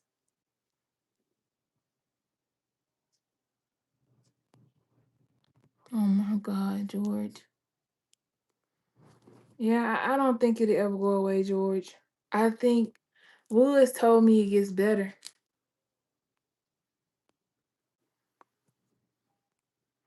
You have to do everything in moderation. I Right now I feel like I can, but right now I'm really focused on trying to get this disease to go into full remission. And after watching a lot of other people who use food as medicine, or people with my similar condition use food as medicine and seeing the outcome of it, it has really motivated me to stick to it and just do it. I really want this disease to go back into remission and to never return. Like I really want it for myself. I really want my skin to clear up. I really want my energy levels to go up. When I'm on that food truck, my ankles are swelling. My feet are hurting. My back is I'm fucked up. I'm telling you, I be on that hole walking around like I'm 97 years old. Like I really be fucked up. And I be smiling, hey, how you doing? I'm ready for a chair. I'm ready to sit my ass down. I don't want to be there. I want to get up in the morning and start walking. I want to start stretching. Since I have changed this diet, since I have been doing the raw veganism, you guys, I swear to God, my ankles have not swelled up not one time. At first, my ankles swelled up every single day. Every single day, I'm in here taking me a fluid pill, laying down, so when I wake up, my shit can be back down in the morning. Like I got on my computer, I had to do some work today online. I was working on my computer and I had sat in that computer chair, I know a good 3, 4 hours. Any other day I sit for that long, my shit gonna look like ham hocks. But since I have been doing the raw veganism, the just eating the raw foods, y'all, my ankles are I didn't even know my shit supposed to be this size. Like I'm so serious. I didn't even know that they supposed to be that little. I'm telling you, it's a dent in my leg right now. I'm trying to see what the fuck that is. And I just maybe they're supposed to been there, and I just always had so much fluid and didn't even know I'm supposed to have that. I'm like, dog, is mom dehydrated? Cause why this dent? I'm so used to fluid being right there. I ain't I'm supposed to have this little crease right here. And I'm so serious, y'all. Today is day 5, but I don't even want to really just go into full details about the benefits of what I'm experiencing yet until I have been in it for a while. Like I said, today is just day 5. I don't want to come on here like this health advocate and like I just got it going on and I know so much and I've only been doing it for 5 days. So that you said I had to get diabetes. Oh my God. I had to get stents. Oh, I hope you feeling better now. But yeah, like I want to be able to be here and be able to participate and not get tired. This inflammation in my lungs makes it hard for me to go up the stairs. When I was seeing my mama at the hospital, for me to go to the cafeteria was a job, you know? So to do a tasting, I want to do a free day. I'm gonna get a big ass sign that say free food. For real. Like I told you, the key is marketing. Trust me, y'all. The key is marketing. Sometimes you gotta give a little to get a lot, and that's okay. Trust me, that one day ain't gonna hurt me. I done spent money like that. Matter of fact, then when my dad passed, I had a lot of help with food. When my mom passed, it was different. Like y'all showed out with dad. I had other people that was sending money for dad, and I was put my money with dad. But when my mom passed, my brothers had it now. My brother was like, "Hey, y'all, you need me to send anything?" And I told them, "No, don't worry about it. I got it. I'll take care of the food." I supply all the food for my mama thing, all the catfish. I had got a case of wings, three. I had got 40 pounds of fish, 45 pounds of fish. I think other people was bringing like drinks, so I don't mind doing that for a day. It's going to help me grow. It's going to help my business. Right now, you can go and get a 40-pound case of wings at Lit for $60. And goddamn it, give away 3 pieces, 3-piece whole wings. That ain't shit. Why not throw a $60 box out there or two $120 box worth of wings? It only takes maybe 2 boxes to go the whole day. $120 for me to start having $1,000 days. You see what I'm saying? Like the very last time I pulled out my food truck, I made over $1,000 a day. So if it's going to cost me $60 and $40 propane and some time, a little hot sauce, a little garlic parm for me to start making $5,000 a week. I'm gonna lose $600 a day for $6,000 a week. I'm willing to try it. You know what I mean? So try not to look at that loss. Focus on the win. Focus on what you're gaining. Like I said, when you focus on what you losing, that's another form of manifestation. You attracting you losing because you focus on you losing. Focus on what you gaining. Focus on you winning.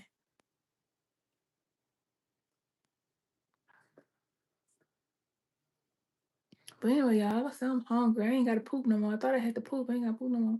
I'm hungry though, and I do not want to eat no more noodles. I do not want to eat no more zucchini noodles. I do not want to eat them. Well, I can't eat some more watermelon, but I don't want to burn myself out on watermelon. So I'm finna eat. I don't even know. I'm probably finna make me a juice. Who did my nails? No, I actually went to a nail salon. Callers are doing my Callers is doing my nails for my birthday. I'm gonna drill these down because I don't like how fat they got these. I'm gonna drill these down and let them fill them in. And I'm gonna tell them I don't want no polish or nothing on them. And then I'm gonna come home and she said she gonna you said Costco Business Center have 40 pounds of chicken for $50. See, I don't even know if it's a Costco here, but there is a Gordon around the street. But it is a big ass warehouse down here called Sun Coast or Sun something, where a lot of people go, and I think you have to have some type of membership to get in it. But I see a lot of Asians going in there. But I'm gonna still go in and check it out and see what's up. I'm gonna find it. I just hadn't looked yet. Like I said, when I get off the phone with y'all, that's probably what I'm finna do. I'm probably finna try to find it. I like Sam's Club, but I don't like buying meat and stuff from Sam's Club. They don't really have no good deals on stuff like that. Like Sam's Club is good for like maybe drinks, waters, mayonnaise, mustard, ketchup packs, to-go boxes, napkins, stuff like that. But like far as wing deals, ground beef deals, pork chop deals, sausage deals, like I really have to go to other places for that. But I'm gonna tell you, the last time I was out, the newest thing on my menu was Philly cheesesteak fries, and nobody bought it. Nobody even asked about it. So I don't even think I want to put that back on there no more. The Philly cheesesteak fries. I was thinking about doing the Philly cheesesteak rotel fry. Cause it's something that I can make and put in a crock pot. And if someone just happen to buy it, I just gotta drop some fries and put it over the top of it. And do a little sprinkle tinkle with something and make it look like something razzle dazzle. He said, get things set there from there to go to somewhere else for meat. You said that's what I'm getting ready to do, Bling. Eating a lot of raw fusion. Come on. Come on, girl. Come on and do it. Like I said, today was my day 5. Now I did have mozzarella sticks on there. I got mozzarella sticks on there. On the food truck, I got chicken wings, burgers, pork chop sandwiches, catfish, deep fried smoked sausages, deep fried hot dogs, mozzarella sticks, and that's it. What did I start eating first? My girl, I'm gonna be honest with you. My very first day was horrible. Okay. Cause I'm like, I'm gonna become this raw vegan. I go to the store, blah blah blah. So very first day, I just ate like some I was so hungry. I was finna give up my very first day. I had ate some chopped up cucumbers with like some lemon lime salt on it, lemon lime pepper. I had ate some tomatoes, and I think I had ate an avocado and some almonds. And that was it. And I was just drinking some water. And I was like, okay. And so the very next day or that night, I don't know, I got on ChatGPT and asked for some recipes on what I can make, because at first my initial thought was salad. But like I said, I'm so strict with this diet. With this salad, I can't have the ranch. Like I can't have the dressings because I'm not doing no dairy products, I'm not doing no milk, I'm not doing no egg. I'm not doing a lot of anything. Okay. So I hadn't got to a point where I was like playing with sauces or nothing like that. So I had asked ChatGPT to give me some, meal ideas. And that's when ChatGPT recommended the little taco boats and the pasta, the zucchini pasta. So no, I can do dressing, but I just have to make my own dressing. Like how I did that pasta when y'all saw me do them zucchini noodles. Excuse me, how I got the avocado and the olive oil and the lemon lime, and like raw veganism really have a lot of different amazing flavors.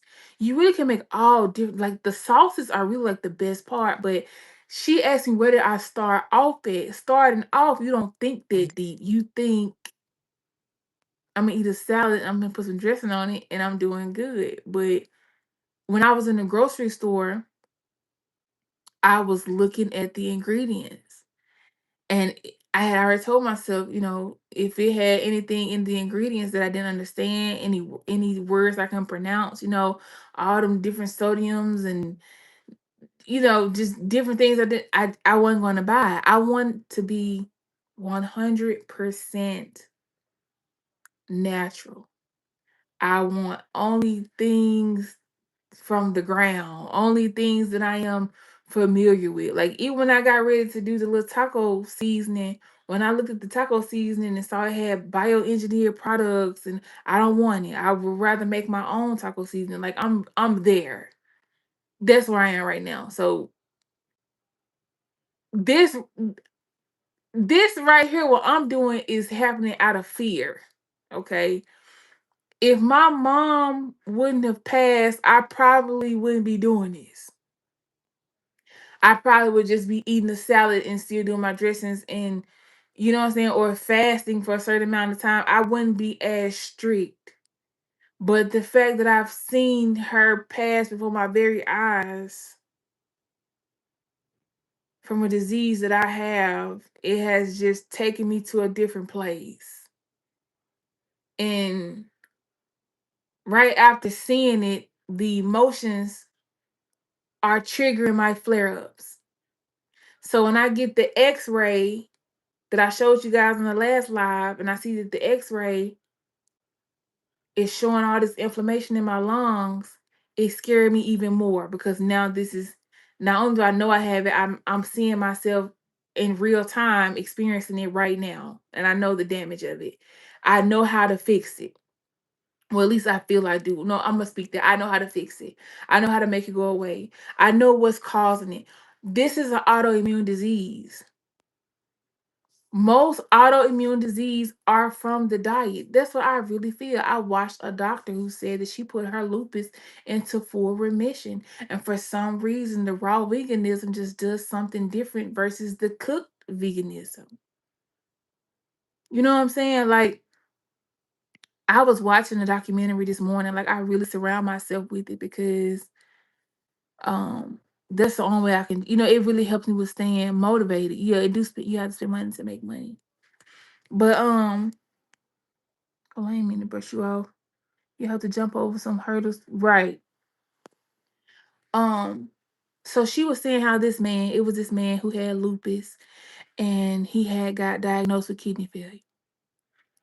And he had switched to an all raw vegan diet. And when he switched to an all raw vegan diet, his lupus had went into complete remission and his kidney function had started, going up. So once his lupus went into remission and his kidney function had started going up, he got off the diet. He started ordering Chinese, eating different oils, he just started slowly going back into his same old habits. And when he went back to the same old habits, his lupus had started coming back and his kidney function had started back declining. So he came back to the doctor and he was telling the doctor, well, hey, what if I just do the vegetarian thing and but I still do a little cooked vegetarian on the side. He didn't want to be completely raw. And the doctor had told him, well, hey, if you're able to do both and it still works, a win is a win. You know what I'm saying? So he had decided he was going to do double the portion in the raw side, but still do a little on the cooked side. Now, she said when he tried this concoction, when he tried this remedy, his lupus flare up went down, but his kidney function pretty much stayed the same. So he decided to drop the little bit of cooked food and just go straight to all raw vegan. And when he went raw vegan, his kidney function went up 20% in 8 weeks, 2 months. So she was like, I can't explain to you why there's a big difference in the raw and cooking it. But you gotta look at with the raw, you're eating live food. You're eating life. So that's the only explanation I can give. How long am I gonna be able to go? How long this fear, whatever the fuck this is that I'm doing, is gonna last? I have no idea. But I know what's causing me to do it and what's causing me to keep going. I pray that I go for a very long time until I see some real results and I can stick with it for the rest of my life. I really wish that this could be a lifetime change. I really don't want to just eat like this. I really don't want to just eat like this just to get well, just to go back. I really wish I could eat like this for the rest of my life. Because I was watching that lady, Arnett Larkin. I don't know if y'all familiar with her, Arnett Larkin, when she was with her husband, and she was like 74. And when you look at her husband, he looked like a man from the Uncle Ben box. And when she said her and her husband would go out, people would look at her like he was her, like she was his granddaughter. Her husband just passed 3 years ago. I want to say 2 or 3 years ago. And right now they're eight. She's I think 83. She's still walking. She's still exercising. She's still walking and stopping and bending down. She's still. The husband was on blood pressure medicine. He was diabetic. And she didn't even take an aspirin. She was raw vegan though. She had got to the point to where she had even started growing her own stuff in her garden and was only drinking rainwater. Like now, I don't know if I'm gonna get that extreme. But like this other, I don't know this other lady name. She be on social media a lot too. Older lady. She like 70 something. Real pretty, very bright and beautiful skin. She's showing her muscles and like I'm at the very beginning. But just the fact that I've even made it this far has really made me proud of myself because once you get past day one and the further you go, the more you start progressing, the more you want to keep going, especially when you're seeing the benefits. The fact that my ankles are no longer swelling means a lot to me. And the fact that my family have joined in to support me means a lot to me. Because as you guys know, Elijah has given up sugar. Carlos has given up drinks. Jeremiah has given up meat. Woods has given up pork and beef. No one in the house has reneged. Elijah came home today and told me how he couldn't eat breakfast because they was giving out Pop Tarts. I didn't get to eat breakfast today, Mom, because they had Pop Tarts and I can't have sugar. You know what I'm saying? And Jeremiah is going strong. And I'm like, Jeremiah, you need to eat a peanut butter sandwich or something because you're already skinny, you know? So Jeremiah ate fruit and I think like some cereal or something. Woods ate chicken wings, even though I had cooked Jeremiah and Carlos pork chops. Like he was going crazy because he really wanted to bite a pork chop. It's like we all want what we can't have. But today, Carlos was telling me how she's starting to kind of like see some benefits from this chlorophyll that Woods bought that she been putting in her water. So it's just the fact that I got the whole family support and they know what this means to me, and that motivates me to see that they are able to fight what they want, and it makes me tell myself, okay, I can keep going. I don't have to stop. But I am hungry. I'm hungry right now. But most of the time, be honest, I don't be hungry most of the time. Most of the time, I do not be hungry. It's just that once I do get my fill, I just be hungry again in a couple of hours. But like I said, once I eat, I be good. And then, like I said, you constantly have to go to the bathroom, which is good for me because I'm be honest, I was starting to feel some pain, like on my left side. You know, I had got diagnosed with that diverticulosis. They told me that it hadn't turned into diverticulitis yet, which is inflammation of your intestines and your large intestines. But I was having some pain every single day in the left side of always in the same exact spot. And I noticed when I would pass gas or if I would have a bowel movement, the pain would kind of like die down. I don't want to say I was constipated, but my stools were not as soft as they are now. Like I've just begun and I'm already seeing this pain is gone. And another thing, I used to be nauseated every single fucking day. Like, I ain't gonna lie, y'all, I was around here really worried, like wondering if I had got a hold to something because I was nauseated every single day. I kept telling Woods, I'm feeling nauseated again. Like, I'm constantly feeling sick. Me getting sick around a certain time every day was just normal. Before I went to bed, I always got sick when I got ready to lay down. And then it'll just go away, but it always came back the next day. Since I have switched, I haven't been nauseated. I haven't been nauseated, and I've been constantly going to the bathroom. So I like the fact that I'm constantly flushing my body out. I'm constantly, getting shit out of me. Right now, I need to incorporate some movement. So the pain in my stomach is gone. That pain I had in my stomach every single day is no longer there. Okay, I don't have it no more. I'm going to the bathroom a lot, but I'm not moving. So even though I'm eating good, I'm still not moving. So I'm gonna try to get up and walk around the block and come back and make that a part of my everyday thing. Keep y'all posted on how they do. So like I said, right now it's day 5, and we'll come back and do another follow up on how it's going on day 10. 5 more days from today. Now I am kind of like worried about my birthday because my birthday's Saturday, and I do not want to eat lettuce on my birthday, but I don't want to go back on my birthday either. So hopefully I can just find like some type of dope vegan spot that have something that I really enjoy that's raw. And that way it'll still feel like a birthday. But far as drinking or anything like that, I don't want any alcohol at all.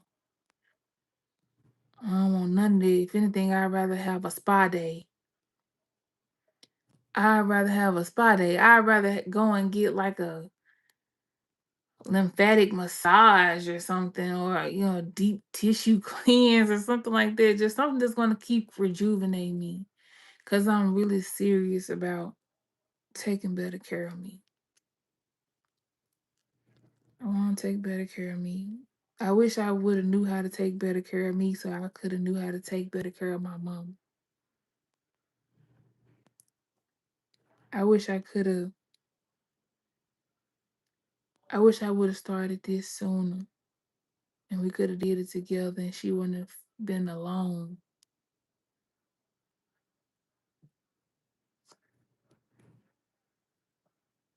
I wish she could have had more support than I gave. Because when she first told me that she was starting to have a hard time making it to the bathroom, it's like I heard her, but I really didn't hear her because I was hoping that it would have went away. I was hoping it was going to go away. It's like I had just lost dad, and I was hoping that whatever this was just something that she could just take and it was just going to go away and she was just going to be fine.